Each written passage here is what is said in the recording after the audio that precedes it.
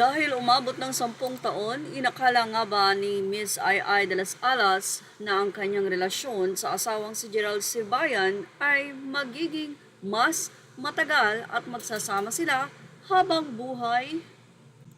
Siguradong hindi na nga bago para sa mga anak ni Ai de las Alas ang nasabing hiwalayan ni Gerald Sibayan at ng kanilang ina na si Ai de las Alas. Dahil noon pa man ay ilang relationship o wedding na ang naging failed sa kanilang ina. Kaya naman ang pakakasalan nitong si Ai, itong si Gerald, ay may ugong-ugong na hindi na nga nais pa ng mga anak ito para sa kanilang ina. Pero dahil mahal nila si Ai, kaya suportado nila ito sa desisyon. After 10 years, bali-balita at kinumpirma na hiwalay na nga raw ang dalawa. At ayon sa naging update, nagsalita raw itong si Sancho. Kung may katotohanan man na galing ito kay Sancho, narito daw ang sinabi ng anak ni Ai. My mother always tells me, sinusumbong niya ang mga ginagawa sa kanya ni Gerald. They said don't interfere with us. I didn't agree and told that it was before. Na isa pang beses na saktan mo si mama, ako ang makakaharap mo.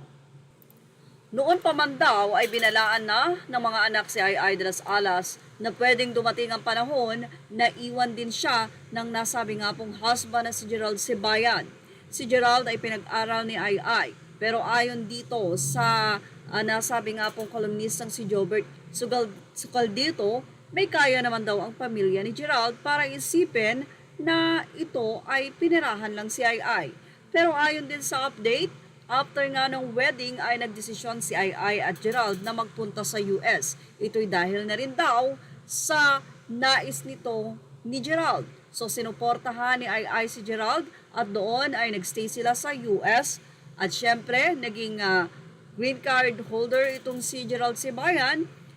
Okay, bago maging green card holder ay gumastos ng limpak-limpak na salapi itong si Ai. Dahil ang pangako sa kanya ni Gerald, mas maganda nga daw na nasa US sila at syempre kapag okay na ang trabaho ay si Ai naman ang kanyang paglilingkuran at susuportahan dahil na rin sa ginawa nito sa kanya. Pero hindi nga ganun ang nangyari dahil kinumpirmang hiwalay na nga ang dalawa. Kaya ang zeste, ubos ang nasabing pera ni Ai back to Pilipinas upang magtrabaho ulit ito at makamove on na rin. Hindi nga biro ang panahon, oras, salapi na inilaan ni Ai de las Alas at higit sa lahat, pagmamahal na ibinigay niya kay Gerald Sibayan. Pero ano pa nga bang magagawa nito kung siya na nga ang inayawan at hiniwalayan?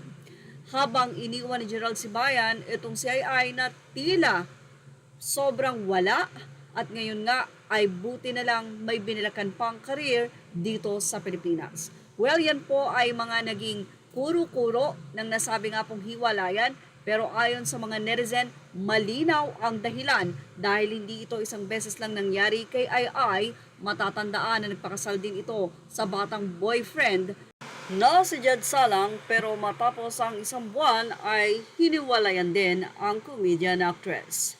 Yan ang ating showbiz update. Images are all credit to the rightful owners. Thank you. Please like, share, and subscribe.